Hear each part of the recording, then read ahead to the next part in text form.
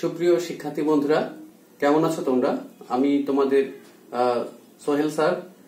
আজকে আমার দ্বিতীয় ক্লাস তোমাদের সাথে। হিসাব বিজ্ঞান দ্বিতীয় পত্রের সপ্তম অধ্যায় আজকে আমি তোমাদের সাথে ক্লাস নেব। এই অধ্যায়ের শিরোনাম হচ্ছে উৎপাদন ব্যয় হিসাব। উৎপাদন ব্যয় হিসাব এটি হিসাব বিজ্ঞান দ্বিতীয় পত্রের একটি সহজ অধ্যায় এবং অধিকাংশ শিক্ষার্থী পরীক্ষায় এই অধ্যায় থেকে অঙ্কের সমাধান করে থাকে। তো আমরা আজকে এই অধ্যায়টি নিয়ে আলোচনা করব। এই অধ্যায়ের অঙ্ক কিভাবে সমাধান করতে হবে বা কি অঙ্ক কেমন অঙ্ক এসে থাকে, আমরা সেই বিষয়গুলো নিয়ে আলোচনা করব। এবং আমি আশা করি তোমরা যদি এই অধ্যায়টি মনোযোগের সাথে আজকে করো, তাহলে এই অধ্যায়ের অঙ্ক করতে তোমাদের অসুবিধা হবে না। তো আমরা প্রথমে জেনে নেই আসলে উৎপাদন ব্যয় হিসাব কি। তা আমরা মূলত চিনি হিসাব বিজ্ঞান। মূল বিষয় হচ্ছে হিসাব বিজ্ঞান। তো এই হিসাব বিজ্ঞানেরই একটি শাখা হচ্ছে এই উৎপাদন ব্যয় হিসাব।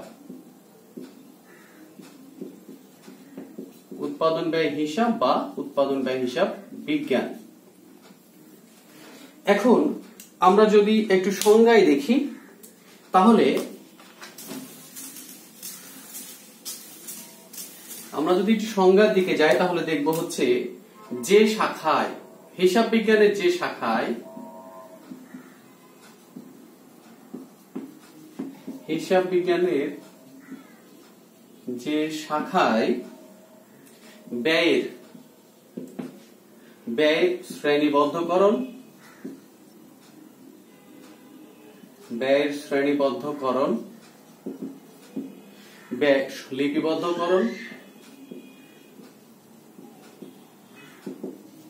লিপিবদ্ধকরণ, বন্টনকরণ, সংক্ষিপ্তকরণ,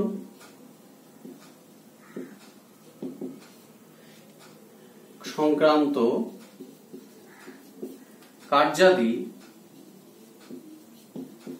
কার্যাদি সম্পূর্ণ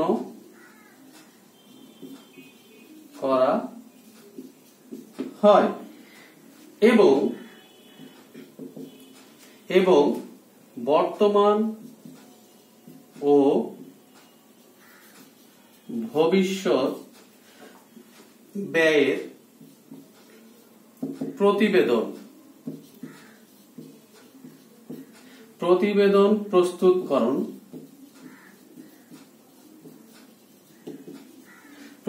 প্রস্তুতকরণ কার্যক্রম সম্পাদিত হয়। তাকেই উৎপাদন ব্যয় হিসাব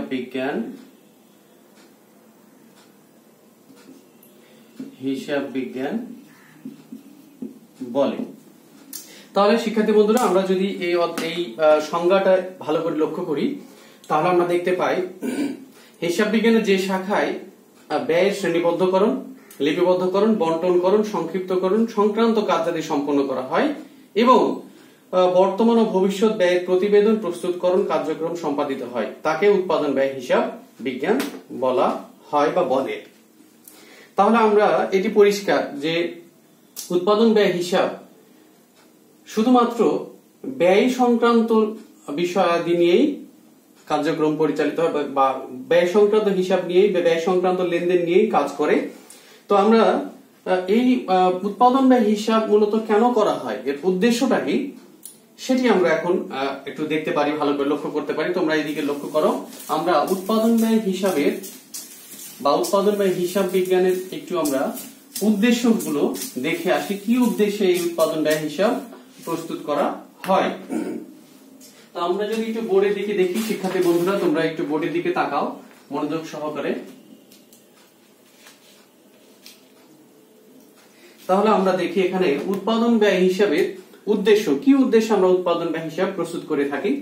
তো আমরা যদি প্রথমেই দেখি, দেখো সংজ্ঞা থেকে আমরা অনেক কিছু পেয়ে যেতে পারি। প্রথমেই আছে হচ্ছে ব্যয় লিপিবদ্ধকরণ, অর্থাৎ একটি উৎপাদনকারী প্রতিষ্ঠানের যে সকল প্রতিষ্ঠান পণ্য বা সেবা উৎপাদনের সাথে জড়িত সেই সকল প্রতিষ্ঠানের মূলত আমরা এই উৎপাদন ব্যয় হিসাব তৈরি করি। তো উৎপাদন ব্যয় হিসাবের সেই সকল প্রতিষ্ঠানের প্রথম উদ্দেশ্যই হচ্ছে উৎপাদন ব্যয় হিসাবের, সেটা হচ্ছে ব্যয় লিপিবদ্ধকরণ। এরপরে হচ্ছে দ্বিতীয় উদ্দেশ্য হচ্ছে ব্যয় নির্ধারণ ও ব্যয় নিয়ন্ত্রণ, এবং এই ব্যয় নির্ধারণ ও ব্যয় নিয়ন্ত্রণকে আমরা উৎপাদন ব্যয় হিসাবে মুখ্য উদ্দেশ্য বলে থাকি। এরপরে আসি আমরা চতুর্থ উদ্দেশ্য এখানে রয়েছে, সেটা হচ্ছে বিক্রয় মূল্য নির্ধারণ। এটা খুবই গুরুত্বপূর্ণ একটি উদ্দেশ্য। অর্থাৎ আমরা যে সকল প্রতিষ্ঠান পণ্য বা সেবা উৎপাদন করে থাকে তারা শুধু উৎপাদন করেই ক্ষান্ত থাকে না, সে সকল পণ্য তাদের বিক্রয় করতে হয়। তো বিক্রয় মূল্য নির্ধারণ করার জন্য উৎপাদন ব্যয় হিসাব তৈরি করা জরুরি বা প্রয়োজন। এবং পঞ্চম এখানে যদি আমরা দেখি সেটা হচ্ছে মুনাফা নির্ণয়। প্রত্যেকটি ব্যবসায় প্রতিষ্ঠানই পরিচালিত হয় মুনাফা অর্জনের উদ্দেশ্যে, সুতরাং মুনাফা নির্ণয় উৎপাদন ব্যয় হিসাবের আরেকটি গুরুত্বপূর্ণ উদ্দেশ্য। মূল্যায়ন, মূল্যায়ন খুবই গুরুত্বপূর্ণ উদ্দেশ্য। কারণ হচ্ছে যে শুধুমাত্র বিক্রয় মূল্য নির্ধারণ মুনাফা নির্ণয় করলেই হবে না, সেটা হচ্ছে যে আমার মূল্যায়ন করতে হবে। সেটা বাজারে যেহেতু বিভিন্ন ধরনের পণ্য বাজারে রয়েছে, তো সেই সকল পণ্যের বিক্রয় মূল্য বা সেই সকল পণ্যের খরচ এইসব এই জায়গাগুলো সমতা বিধান বা সমন্বয় করে আমাদের ব্যয় এবং মুনাফা এবং বিক্রয় মূল্যের সাথে একটি মূল্যায়ন করা প্রয়োজন। তো আমাদের আরো কিছু উদ্দেশ্য আছে, আরো দুই একটি উদ্দেশ্য আছে, সেগুলো আমরা এখানে দেইনি, যেমন পরিকল্পনা প্রণয়ন, তথ্য সংগ্রহ, বিশ্লেষণ, এরকম কিছু উদ্দেশ্য আরো রয়েছে। তো শিক্ষার্থী বন্ধুরা, যদি আমরা উৎপাদন ব্যয় হিসেবের উদ্দেশ্য এগুলোই আমরা সবচেয়ে ভালোভাবে মনে রাখবো। সেটা হচ্ছে ব্যয় নির্ধারণ এবং ব্যয় নিয়ন্ত্রণ হচ্ছে মুখ্য উদ্দেশ্য। আর আরো গুরুত্বপূর্ণ উদ্দেশ্যের ভিতরে কিছু উদ্দেশ্য রয়েছে, সেটা হচ্ছে বিক্রয় মূল্য নির্ধারণ এবং মুনাফা নির্ণয়। তো আমরা এরপরে দেখি হচ্ছে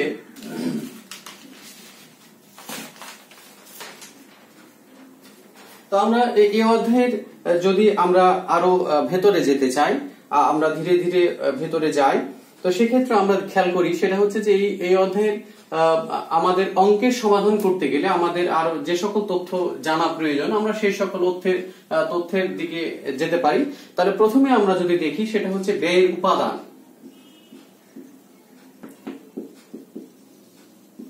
ব্যয়ের উপাদান আমরা যদি দেখি তাহলে আমরা এখানে ব্যয়ের উপাদানকে আমরা তিনটি ভাগে ভাগ করি। একটা হচ্ছে কাঁচামাল, একটি হচ্ছে শ্রম,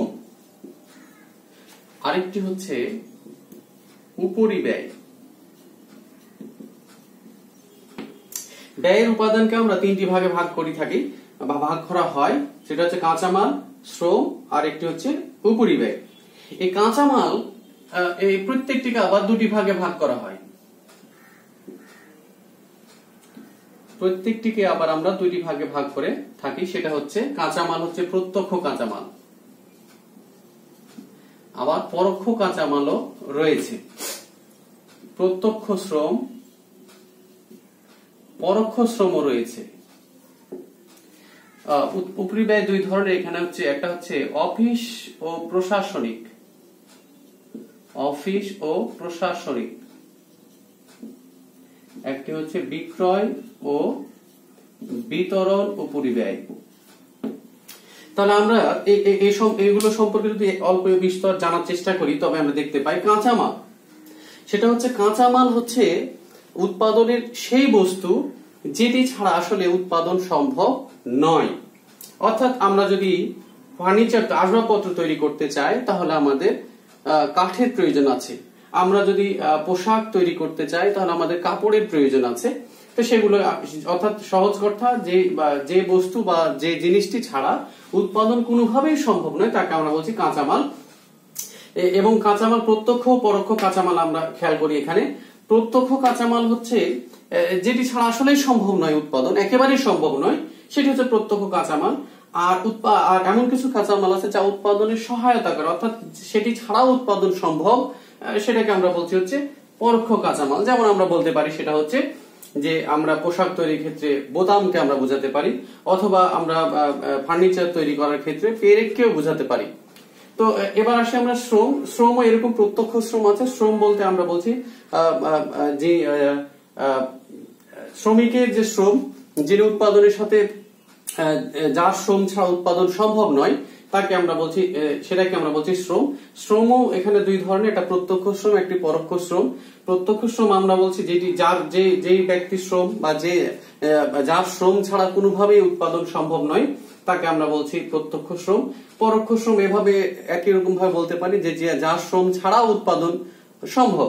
যেমন আমরা সহজভাবে বলতে পারি কি যে ফার্নিচার তৈরি করার জন্য একজন কাঠমিস্ত্রির যে শ্রম সেটাকে আমরা প্রত্যক্ষ শ্রম বলছি, কিন্তু এই ফার্নিচারকে যদি আমরা আবার রং করতে চাই সেক্ষেত্রে আবার একটু ঘষা মাজা সিরিজ কাগজ দিয়ে ঘষতে হয়। তো সেক্ষেত্রে যদি আমরা আরেকজনকে দিয়ে সেটা ঘষে নেই বা পরিষ্কার রং করে নেই তার শ্রমটাকে আমরা বলছি পরোক্ষ শ্রম। এরপরে আমরা আসছি উপরি ব্যয়। তো উপরি ব্যয়কে আমরা এখানে দুটি ভাগে ভাগ করছি, একটা হচ্ছে অফিস ও প্রশাসনিক উপরি ব্যয়, একটা হচ্ছে বিক্রয় ও বিতরণ উপরি ব্যয়। অফিস ও প্রশাসনিক উপরি ব্যয় বলতে আমরা যেটা বুঝি সেটা হচ্ছে অফিসের কর্মচারীর বেতন, অফিসের ভাড়া, অফিস ম্যানেজারের বেতন, অর্থাৎ অফিস রিলেটেড অফিস সংক্রান্ত যে সকল খরচ একদম সহজ অর্থে সেগুলোকে আমরা বলছি অফিস ও প্রশাসনিক খরচ। এরপরে সময় বিক্রয় ও বিতরণ খরচ, বিক্রয় রিলেটেড খরচ অর্থাৎ বিজ্ঞাপন, প্যাকিং খরচ, বিক্রয় কর্মীর বেতন, এই সকল খরচকে আমরা বলছি হচ্ছে বিক্রয় বিতরণ খরচ। আমরা অঙ্ক করার সময় এগুলো সহজেই খুঁজে পাবো। তো আমরা যদি আরো ভেতরে যাই তাহলে আমরা দেখতে পাবো হচ্ছে, আমরা আরো ভেতরে যদি যাই তাহলে দেখতে পাবো এখানে আমাদের এই অধ্যায়ের অঙ্ক সমাধান করতে গেলে আমাদের আরো কিছু বিষয় পূর্বেই জানা প্রয়োজন, সেগুলো নিয়ে আমরা আরো একটু কথা বলি। সেটা হচ্ছে মজুদ পণ্য।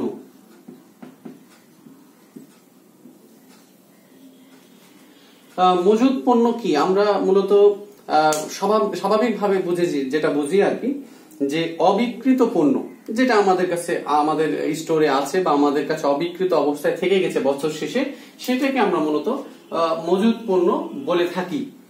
কিন্তু এই উৎপাদন ব্যয় হিসাব বিজ্ঞানে বা উৎপাদন ব্যয় হিসাবে মজুদ পণ্য বলতে আর অর্থ একটু ব্যাপক। এখানে মজুদ পণ্য আমরা দেখব হচ্ছে শুধু অবিকৃত অংশই নয়, এখানে আমরা দেখব হচ্ছে কাঁচামালের মজুদ। এরপর আমরা দেখব চলতি কার্যের মজুদ। এরপর আমরা দেখব তৈরি পণ্য। এর অর্থ হচ্ছে এরকম, আমরা জানি যে বছরের শেষেও আমাদের কাছে কিছু কাঁচামাল থেকে যেতে পারে, আবার বছরের শুরুতেও আমরা কিছু কাঁচামাল নিয়ে কাজ শুরু করি। তাহলে সেটা হচ্ছে কি, তাহলে বছরের শুরুতে যে কাঁচামাল নিয়ে আমরা শুরু করি সেটাকে আমরা বলছি তাহলে প্রারম্ভিক কাঁচামাল, যেটাকে আমরা বলছি প্রারম্ভিক কাঁচামাল বা কাঁচামালের প্রারম্ভিক মজুদ। আবার আমরা বছরের শেষে যেটা আমাদের কাছে থেকে যাচ্ছে সেটাকে আমরা বলছি সমাপনী কাঁচামালের মজুদ। তাহলে আমরা কি দেখলাম যে মজুদ পণ্যের ভেতরে কাঁচামাল একটা মজুদ, যার প্রারম্ভিক কাঁচামাল থাকতে পারে, আবার সমাপনী কাঁচামালও থাকতে পারে। এবার আসি আমরা চলতি কার্য। তো চলতি কার্যের মজুদ হচ্ছে এরকম, চলতি কার্য বলতে আমরা আগে সেটা বুঝি কি, সেটা চলতি কার্য হচ্ছে সেই সকল পণ্য বা যা এখনো রেডি হয়নি বিক্রয়ের জন্য। কেমন? আমরা যদি এমন দেখি আর কি, সেটি হচ্ছে এরকম যে ইংলিশে আমরা যাকে বলি ওয়ার্ক ইন প্রসেস। মনে করি আমরা এরকম যে ধরে নিই যে একটি পোশাক কারখানায় অনেকগুলো শার্ট তৈরি হয়েছে যেগুলোর হয়তো বা হাতা লাগানো হয়নি, তার মানে কি রেডি হয়নি বিক্রয়ের জন্য, যা কমপ্লিট হয়নি, সেগুলোকে আমরা চলতি পণ্য বলে থাকি বা চলতি কার্য বলে থাকি। এই চলতি কার্যেও কিছু প্রারম্ভিক এবং সমাপনী মজুদ থাকে। প্রারম্ভিক মজুদ ও সমাপনী মজুদ থাকে। এর অর্থ এরকম, দিনের শেষে এরকম কিছু আনফিনিশড গুডস বা চলতি কার্য থেকে যায়, পরের দিন সকালবেলা গিয়ে আবার যখন ওই কাজটা ধরা হয় তখন সেটা হচ্ছে প্রারম্ভিক। দিনের শেষে আজকের শেষে যেটা থেকে গেছে সেটা হচ্ছে সমাপনী, আগামীকালকে সকালে গিয়ে সেটা হয়ে যাচ্ছে কি প্রারম্ভিক চলতি কার্যের পণ্য। ঠিক এরকম ভাবেই আমরা দেখি এখানে আছে আমাদের তৈরি পণ্য। তৈরি পণ্যেরও আমাদের তৈরি পণ্য বলতে যে পণ্যটা আমাদের প্রস্তুত হয়ে গেছে, সম্পূর্ণ প্রস্তুত হয়েছে এবং বিক্রির জন্য রেডি হয়ে গেছে। তো বিক্রয়ের জন্য রেডি হয়ে গেছে এমন পণ্যকে আমরা মূলত বলে থাকি তৈরি পণ্য। তো তৈরি পণ্য আমরা যতগুলো উৎপাদন করি বা বিক্রয়ের জন্য রেডি করি, সকল পণ্যই কিন্তু আমাদের একবারে বিক্রয় হয়ে যায় না। তো যে সকল পণ্য আমরা তৈরি করেছি, এরকম পণ্য যেগুলো যদি আমাদের থেকে যায়, তাহলে তাকে আমরা বলছি সমাপনী তৈরি পণ্যের মজুদ। আবার বছরের শুরুতে এমন কিছু পণ্য আমাদের কাছে থাকে যেগুলো হয়তো বিগত বছরে তৈরি হয়েছে বা প্রস্তুত হয়েছিল কিন্তু বিক্রি হয়নি, সেটাকে আমরা বলছি হচ্ছে প্রারম্ভিক তৈরি পণ্যের মজুদ। এখন এই অধ্যায়ে আমাদের আরো কিছু বিষয়ে জানা প্রয়োজন আছে, আমরা সেগুলো নিয়ে একটু কথা বলি। তাহলে আমরা মজুদ পণ্য সম্পর্কে জানলাম যে এখানে 3 ধরনের মজুদ পণ্য আমরা দেখতে পাবো। সেটা হচ্ছে কাঁচামালের মজুদ, যেখানে আবার কাঁচামালের মজুদকে আবার আমরা এখানে দুই ভাবে দেখতে পাবো, একটা প্রারম্ভিক কাঁচামালের মজুদ, একটা হচ্ছে সমাপনী কাঁচামালের মজুদ। আবার আমরা দেখতে পাবো চলতি কার্য বলতে আমরা যে বললাম সেটা হচ্ছে এখনো বিক্রয়ের জন্য রেডি হয়নি, অর্থাৎ অসম্পূর্ণ পণ্য বা আংশিক প্রস্তুত পণ্য, এরও প্রারম্ভিক মজুদ এবং সমাপনী মজুদ আমরা দেখতে পাবো। এরপরে আমরা দেখলাম হচ্ছে তৈরি পণ্য বা সম্পূর্ণ পণ্য। সেক্ষেত্রে আমরা বললাম কি সম্পূর্ণ পণ্য এখানে আমরা 2 ধরনের এখানে দেখতে পাবো, একটা হচ্ছে প্রারম্ভিক সম্পূর্ণ পণ্য বা তৈরি পণ্য, আর একটা হচ্ছে সমাপনী সম্পূর্ণ পণ্য। তা আমরা অঙ্কে অনেক সময় দেখতে পাবো বা আমাদের প্রয়োজন হবে, সেটা হচ্ছে যে প্রারম্ভিক তৈরি পণ্য আবার সমাপনী তৈরি পণ্য বা বিক্রয় একক দেয়া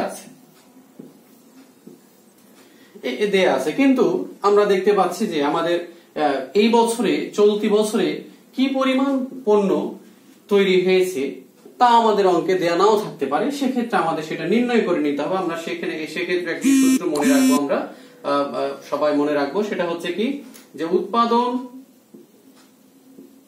একক সমান বিক্রয় একক যোগ সমাপনী একক বিয়োগ প্রারম্ভিক একক। তাহলে আমরা এই সূত্র ব্যবহার করে খুব সহজেই উৎপাদন একক বের করতে পারবো।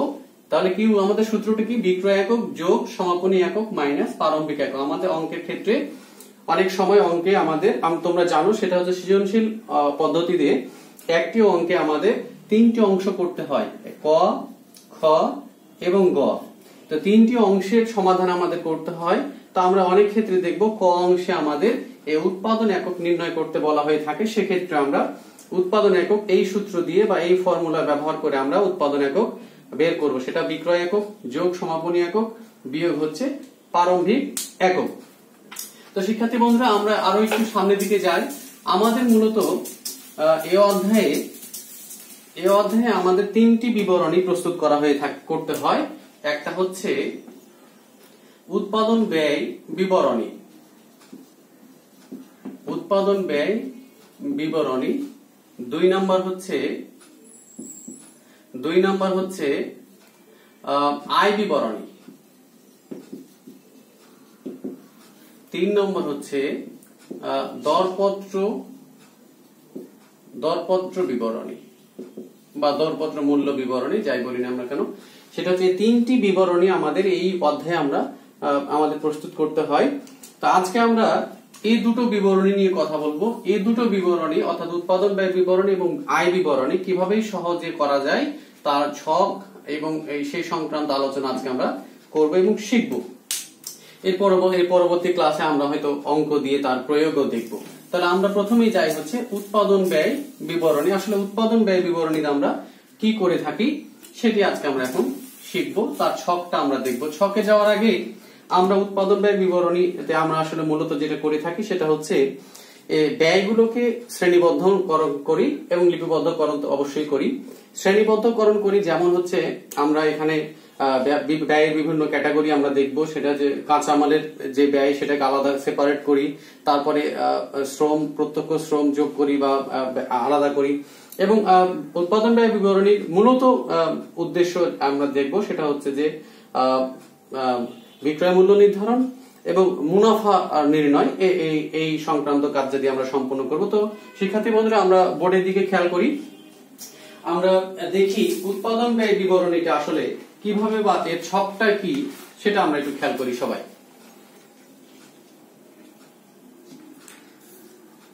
আমরা ছকের দিকে মনোযোগ সহকারে দেখি, আমরা খুব সহজে এটি প্রস্তুত করতে পারবো।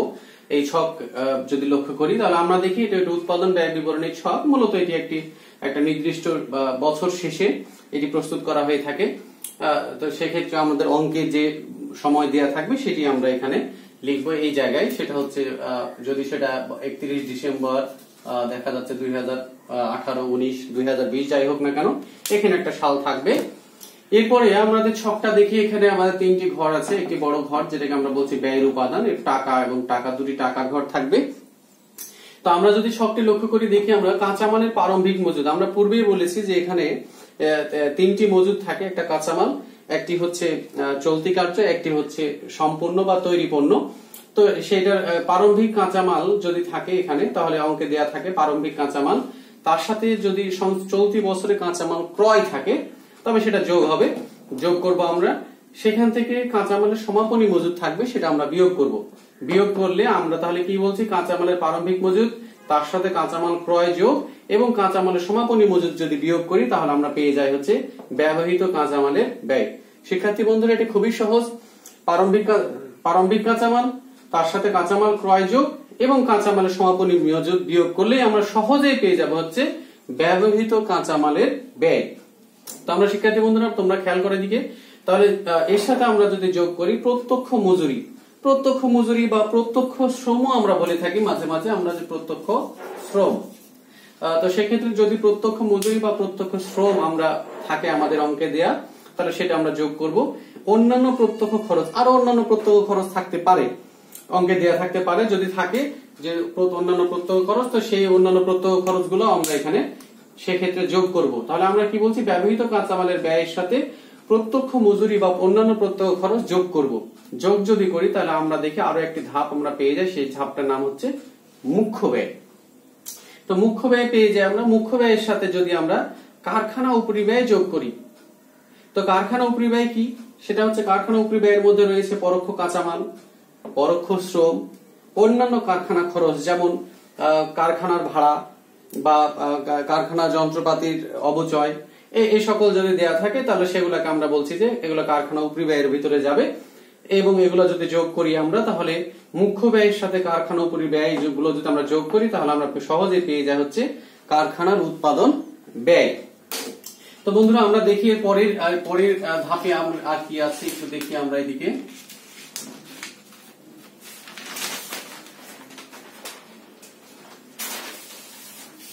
এর পরের ধাপটা যদি আমরা খেয়াল করি তাহলে আমরা দেখতে পাই সেটা হচ্ছে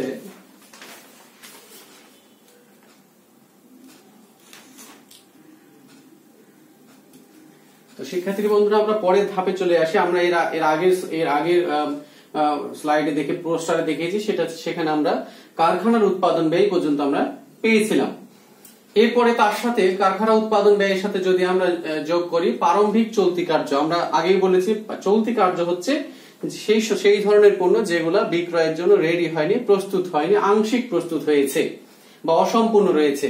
তাহলে সেই ধরনের পণ্যের যদি প্রারম্ভিক মজুদ থাকে সেটা যোগ হবে এবং বাদ যাবে সমাপনী চলতি কার্য বা এই অসম্পূর্ণ পণ্যের যদি সমাপনী কোনো মজুদ থাকে তাহলে সেটা বিয়োগ হবে। তাহলে সেটা যোগ এবং বিয়োগ হওয়ার পরে যেটা আমরা পেয়ে যাই সেটাকে আমরা বলি তৈরি পণ্যের উৎপাদন ব্যয়। তো তৈরি পণ্যের উৎপাদন ব্যয়ের সাথে আমরা যদি তৈরি বা সম্পূর্ণ পণ্যের প্রারম্ভিক মজুদ যোগ করি এবং তৈরি বা সম্পূর্ণ পণ্যের সমাপনী মজুদ বিয়োগ করি তবে আমরা যেটা পাই সেটা হচ্ছে বিক্রিত পণ্যের ব্যয়। এরপরে আমরা খেয়াল করি সেটা হচ্ছে বিক্রিত পণ্যের ব্যয়ের সাথে বা বিক্রিত পণ্যের উৎপাদন ব্যয়ের সাথে যদি আমরা যোগ করি অফিস ও প্রশাসনিক ব্যয়। তো আমরা আগেই বলেছি অফিস ও প্রশাসনিক ব্যয় হচ্ছে অফিস রিলেটেড, যেমন অফিসের কর্মচারীর বেতন, অফিস ম্যানেজারের বেতন, অফিসের ভাড়া বা সরাসরি একদম অফিস সংশ্লিষ্ট যে সকল খরচ সেগুলোকে আমরা বলছি অফিস ও প্রশাসনিক ব্যয়। এগুলো যদি আমরা এই বিক্রিত পণ্যের উৎপাদন ব্যয়ের সাথে যোগ করি ও বিক্রয় ও বন্টন ব্যয় খরচ বা বিক্রয় ও বন্টন খরচ যাকে আমরা বলি, যেমন হচ্ছে বিজ্ঞাপন খরচ, প্যাকিং খরচ, বিক্রয় রিলেটেড যে সকল খরচ সেগুলোকে আমরা বলছি বিক্রয় বন্টন খরচ। এরকম খরচ যদি অঙ্কে থাকে তাহলে সেগুলো আমরা যোগ করব। তাহলে বিক্রিত পণ্যের উৎপাদন ব্যয়ের সাথে অফিস ও প্রশাসনিক ব্যয়, বিক্রয় ও বন্টন খরচ এগুলো যদি আমরা যোগ করি তাহলে আমরা পেয়ে যাই হচ্ছে মোট ব্যয়। এবং এই মোট ব্যয়ের সাথেই আমাদের মূলত মুনাফাটা যোগ করতে হয়। মুনাফাটা যোগ হয়ে আমরা যেটা পাই সেটা হচ্ছে বিক্রয় মূল্য। তো শিক্ষার্থী বন্ধুরা, এটা হচ্ছে আমাদের সেই উৎপাদন ব্যয় বিবরণীর একটি ছক। আমাদের এই অধ্যায়ের যে অঙ্ক থাকবে সেখানে অবশ্যই একটি উৎপাদন ব্যয় বিবরণী করতে হবে। এবং আমার এই ছক তোমরা যদি ফলো করো, লক্ষ্য করো, তাহলে খুব সহজেই উৎপাদন ব্যয় বিবরণী তোমরা প্রস্তুত করতে পারবে বলে আমি আশা করি। তো শিক্ষার্থী বন্ধুরা, আমরা এর পরে আমরা দেখি, সেটা হচ্ছে আমরা আগে বলেছিলাম সেটা হচ্ছে যে এখানে আমাদের আরো একটি বিবরণী আছে, সেটা হচ্ছে আয় বিবরণী, যা উৎপাদন ব্যয় বিবরণীর সাথেই থেকে থাকে। ক, খ, গ তিনটি যেহেতু অংশ, তাই যে কোনো একটি অংশে আমরা দেখতে পাবো যে আয় বিবরণীও থেকে থাকতে পারে। তার আগে আমরা একটা বিষয় নিয়ে আলোচনা করতে চাই, সেটা হচ্ছে তৈরি পণ্যের সমাপনী মজুদ। এটা নিয়ে একটু আলোচনা করতে চাই। তৈরি পণ্যের সমাপনী মজুদ বা প্রস্তুত পণ্য বা সম্পূর্ণ পণ্য, তৈরি পণ্য বা ওই পণ্যটার অনেকগুলো নাম আছে। সেটা হচ্ছে একটা তৈরি পণ্য, একটি প্রস্তুত পণ্য, একটি হচ্ছে সম্পূর্ণ পণ্য, আবার উৎপাদিত পণ্য। তাহলে এটার অনেকগুলো নাম আছে, একই জিনিস সবগুলো নামই। তো আমরা এটি এখন আলোচনা করছি, একটা কারণ আছে, সেটা হচ্ছে অনেক সময় আমরা দেখি অঙ্কের মধ্যে এই তৈরি পণ্যের সমাপনী মজুদের একক দেয়া থাকে, বলা আছে মনে ধরে নাও যে এরকম লেখা আছে 500 একক, অর্থাৎ তৈরি পণ্যের সমাপনী মজুদ 500 একক। কিন্তু অনেক ক্ষেত্রে অনেক সময় অঙ্কের মধ্যে এর মূল্যটা দেয়া থাকে না, তখন আমাদের এই তৈরি পণ্যের সমাপনী মজুদের যে মূল্য সেটা আমাদের নির্ণয় করে নিতে হয়। তো এই সুযোগ, এই ফাঁকে আমি একটু সেটা তোমাদের বলে দেই। সেই সূত্রটা তোমরা একটু লিখে নাও বন্ধুরা। সেটা হচ্ছে তৈরি পণ্যের সমাপনী মজুদের মূল্য, খুবই সহজ সূত্র, সেটা হচ্ছে উৎপাদন ব্যয় ভাগ উৎপাদন একক গুণন সমাপনী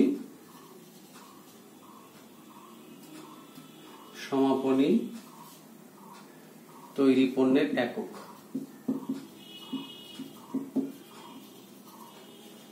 তাহলে আমরা এখানে যদি তৈরি পণ্যের সমাপনী মজুদের মূল্য আমাদের নির্ণয় করতে হয়, শুধু একক দেয়া থাকে, মূল্য দেয়া না থাকে, তখন আমাদের কিন্তু মূল্যটা নির্ণয় করে নিতে হবে শিক্ষার্থী বন্ধুরা। সেক্ষেত্রে আমরা নির্ণয় করবো এইভাবে, উৎপাদন ব্যয় ভাগ উৎপাদন একক অর্থাৎ চলতি আমরা যেই বছরের অঙ্ক করছি সেই বছরে কত একক পণ্য আমাদের উৎপাদিত হয়েছে, সেই এককটা হচ্ছে এখানে, তার সাথে গুণন সমাপনী একক অর্থাৎ সমাপনী তৈরি পণ্যের একক, অর্থাৎ আমরা যে পণ্যের যে এককের আমরা ভ্যালু বা মূল্য নির্ণয় করতে চাচ্ছি। তো আমরা শিক্ষার্থী বন্ধুরা, আমরা পরবর্তী ধাপে যাই। আমরা বলেছি আমাদের আরো একটা বিবরণী প্রস্তুত করতে হয় এই উৎপাদন ব্যয় বিবরণী চ্যাপ্টারে বা উৎপাদন ব্যয় হিসাব অধ্যায়ে, সেটা হচ্ছে আয় বিবরণী। তো আমরা দেখি আয় বিবরণী ছকটা একটু দেখে আসি। খুবই সহজ, অত্যন্ত সহজ ছক এটা, খুবই সহজেই তোমরা এটা প্রস্তুত করতে পারবে বলে আমি বিশ্বাস করি বা আশা করি। সেটা হচ্ছে আমরা দেখি আয় বিবরণীর একটি ছক এখানে আমরা দেখে থাকি। আয় বিবরণী বলি আমরা, যেটা অবশ্যই একটি বছরে এটা সমাপ্ত বছরের জন্য প্রস্তুত করা হয়। তো আয় বিবরণী উপরে লেখা থাকে, তার উপরে প্রতিষ্ঠানের নাম থাকে যদি থাকে আর কি। তারপরে হচ্ছে যে এখানে একটা তারিখ 31 ডিসেম্বর মূলত হয়ে থাকে, 31 ডিসেম্বর তারিখে সমাপ্ত বছরের জন্য একটা বছর থাকে, সেটা 2019, 18, 17 যাই হোক। এরপরে এখানে বিবরণ বা ব্যয়ের উপাদান থাকে, টাকা থাকে। তো আমরা খুব সহজে এখানে করতে পারি, বিক্রয় থাকে এখানে, প্রথমে বিক্রয় মূল্য থাকবে, তার সাথে বিক্রিত পণ্যের ব্যয় বিয়োগ হবে। তো বিক্রিত পণ্যের ব্যয় বিয়োগ করলে আমরা যেটা পেয়ে যাই সেটাকে আমরা বলি হচ্ছে মোট লাভ, এবং তার সাথে আমরা পরিচালন ব্যয় যদি বিয়োগ করি, পরিচালন ব্যয়ের ভিতরে আবার দুই ধরনের ব্যয় থাকে, সেটা হচ্ছে অফিস ও প্রশাসনিক ব্যয়, বিক্রয় ও বন্টন ব্যয়। এই সকল ব্যয় নিয়ে আমরা আগেই আলোচনা করেছি উৎপাদন ব্যয় বিবরণীর মধ্যে। তো অফিস ও প্রশাসনিক ব্যয়, বিক্রয় ও বন্টন ব্যয়, এই দুটো ব্যয়কে আমরা পরিচালন ব্যয় বলে থাকি। শিক্ষার্থী বন্ধুরা তোমরা এটা ভালোভাবে মনে রাখবে যে পরিচালন ব্যয় হচ্ছে দুই ধরনের, একটা হচ্ছে অফিস ও প্রশাসনিক ব্যয়, একটি হচ্ছে বিক্রয় ও বন্টন ব্যয়। তো এই দুটো ব্যয়কে আমরা যদি মোট লাভ থেকে আমরা বিয়োগ করি তাহলে আমরা পেয়ে যাই হচ্ছে নেট লাভ। এটি হচ্ছে আমাদের আয় বিবরণী প্রস্তুতের ছক। এটি খুবই সহজেই তোমরা মনে রাখতে পারবে, এটা খুবই সহজ। তোমরা জানো সেটা হচ্ছে যে অঙ্কে ক, খ, গ তিনটি অংশ থাকে। এমন আমরা দেখেছি সেটা হচ্ছে ক্ষয়ে হয়তো উৎপাদন ব্যয় বিবরণী, গয়ে আয় বিবরণী প্রস্তুত করতে বলা হয়ে থাকে। তাহলে তোমাদের আয় বিবরণী অধ্যায় খুবই গুরুত্বপূর্ণ, এটা অঙ্কে আসে মাঝে মাঝে। তো শিক্ষার্থী বন্ধুরা আমরা এরপরে একটি গুরুত্বপূর্ণ আলোচনা নিয়ে আসছি তোমাদের সাথে, সেটি হচ্ছে কিছু কিছু দফা রয়েছে যেগুলো আমরা অঙ্কে আসে শিক্ষার্থীদের বিভ্রান্তি করার জন্য, কিন্তু ওই সকল দফা উৎপাদন ব্যয় বিবরণীতে আসে না বা ব্যবহার হয় না। এটা খুবই গুরুত্বপূর্ণ বিষয়, এটা প্রত্যেকেই জানা প্রয়োজন অঙ্কের মানে সঠিক সমাধানের জন্য। এটা খুবই কারণ আমরা এটা অনেক গুরুত্ব দিয়ে থাকি। তো আমরা দেখি এমন কি কি বিষয় যেগুলো রয়েছে অঙ্কে মাঝে মাঝে প্রশ্নে দেয়া থাকে কিন্তু উৎপাদন ব্যয় বিবরণীতে আসে না। এই সকল দফাগুলো আমরা দেখে থাকি। সেটা হচ্ছে, এটা আমি লিখেছি, প্রথমে লিখেছি, এটা খুবই গুরুত্বপূর্ণ বিষয়। আমি আগে বলছি যে সকল দফা উৎপাদন ব্যয় বিবরণীতে আসে না, অর্থাৎ অঙ্কে দেয়া থাকতে পারে শিক্ষার্থীদের বিভ্রান্ত করার জন্য। শিক্ষার্থীরা বিভ্রান্ত হয়ে যেতে পারে যে কোথায় আবার এটা লিখতে হবে, আমাদের অঙ্কের তো কোনো জায়গায় এগুলো লেখার জায়গা নেই, তাহলে এটা দেয়া আছে, এটা আবার কোথায় যাবে। তো সেক্ষেত্রে তারা বিভ্রান্ত হতে পারে। এই কারণে আমরা এটা পরিষ্কার করে দিচ্ছি, সেটা হচ্ছে এই সকল দফা অঙ্কে দেয়া থাকলেও উৎপাদন ব্যয় বিবরণী প্রস্তুতে এই সকল দফা আসে না। তাহলে প্রথমে আমরা যদি দেখি আয়কর উৎপাদন ব্যয় বিবরণী নির্ণয়ে আসবে না। 2 নম্বর আমরা দেখি হচ্ছে অনুদান আসবে না। এরপরে আসে দেখি বিক্রয়ের ক্ষতি। অনেক সময় পণ্য বিক্রয় করতে গেলে ক্ষতি হয়, বিক্রয়ের ক্ষতিও আমাদের এখানে আমরা কখনো দেখতে পাবো না বা আসবে না। নগদ বাট্টাকে আমরা জানি এখানে দুই ধরনের নগদ বাট্টা আছে, একটা হচ্ছে প্রাপ্ত ও হচ্ছে প্রদত্ত বাট্টা। তাহলে নগদ বাট্টা দুই ধরনের, প্রাপ্ত প্রদত্ত বাট্টা যেটাই থাকুক না কেন উৎপাদন ব্যয় বিবরণীতে আসবে না। এরপরে আমরা যদি দেখি হচ্ছে লভ্যাংশ, কোন ধরনের লভ্যাংশ প্রাপ্তি বা লভ্যাংশ প্রদান কোনটাই উৎপাদন ব্যয় বিবরণীতে আসে না। সকল প্রকার সুদ বলতে আমরা জানি ঋণের সুদ, বিনিয়োগের সুদ, ঋণপত্রের সুদ, এগুলো কখনোই উৎপাদন। প্রাথমিক খরচ আসবে না, চাঁদা আসবে না, শেয়ার বাট্টা আসবে না। তারপর হচ্ছে অনাদায়ী পাওনা সঞ্চিতি আসবে না, পরিচালকের ফি আসবে না। তো শিক্ষার্থী বন্ধুরা এটা খুবই গুরুত্বপূর্ণ, তোমাদেরকে সবসময় মনে রাখতে হবে যে এই বিষয়গুলো অঙ্কে দেয়া থাকতে পারে তোমাদেরকে বিভ্রান্ত করার জন্য, তোমাদেরকে পরীক্ষা করার জন্য দেয়া থাকতে পারে, কিন্তু কখনোই উৎপাদন ব্যয় বিবরণীতে আসবে না। তো শিক্ষার্থী বন্ধুরা আমরা যে বিষয় নিয়ে আলোচনা আজকে করতে চেয়েছিলাম সেটা হচ্ছে উৎপাদন ব্যয় বিবরণী কিভাবে প্রস্তুত করতে হবে এবং আয় বিবরণী কিভাবে প্রস্তুত করতে হবে। আজকের আমার আলোচনার একদম শেষ প্রান্তে আমি এসে গেছি। আমরা আগামী ক্লাসেই হয়তোবা অঙ্ক দিয়ে তার সমাধান করে দেখাবো। তোমরা বাসায় বসে এই ছক দুটো বা আমি যা বললাম, যে সকল বিষয়গুলো বললাম, তোমরা সেই সকল বিষয়গুলো একটু বই থেকে নিজেরা পড়বে এবং আমার এই ক্লাস মনোযোগ সহকারে দেখবে। তবে আগামীতে আগামী দিন আমরা যে অঙ্কের সমাধান করব সেটা তোমরা আরো ভালো বুঝতে পারবে এবং নিজেরাও এই অধ্যায়ের সকল অঙ্কই নিজেরাই তোমরা তার সমাধান করতে পারবে। তো শিক্ষার্থী বন্ধুরা আজকে আর নয়, তোমরা ভালো থাকো, সুস্থ থাকো আর পড়ালেখার মধ্যে থাকো, যতটুকু পারো পড়াশোনার মধ্যেই থাকো। আশা করি তোমরা ভালো করবে। ধন্যবাদ আমার এই ক্লাস মনোযোগ সহকারে দেখার জন্য। ভালো থাকো।